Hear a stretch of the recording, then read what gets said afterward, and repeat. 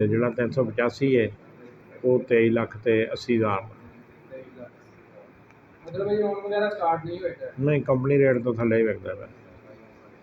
इस तो अलावा दसो साडे जमींदार ट्रैक्टर लै लैन सुनन च आ रहे भी सस्ते होने दसो उन्होंने नहीं सस्ते कितों आने हर शायद महंगी होती जाती सस्ते का कोई चांस ना ना चक्कर मतलब लै लेने चाहिए ने हाँ जी हुण तो कोई सीजन शुरू हो जाला तो यार डीजल पेट्रोल भी सस्ता होया तो हुण सब लैने चाहिए ने जमींदार जिमीदार ने तो भावें 500 रुपये लीटर हो जाए तो भी उन्हें बाई तो करनी करनी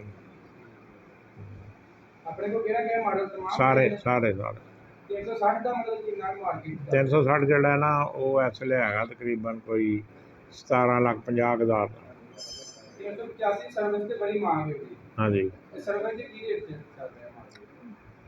23,90,000 पैंथर 80 का ज़्यादा पैंथर सेल हो रही है कि सर्विस पैंथर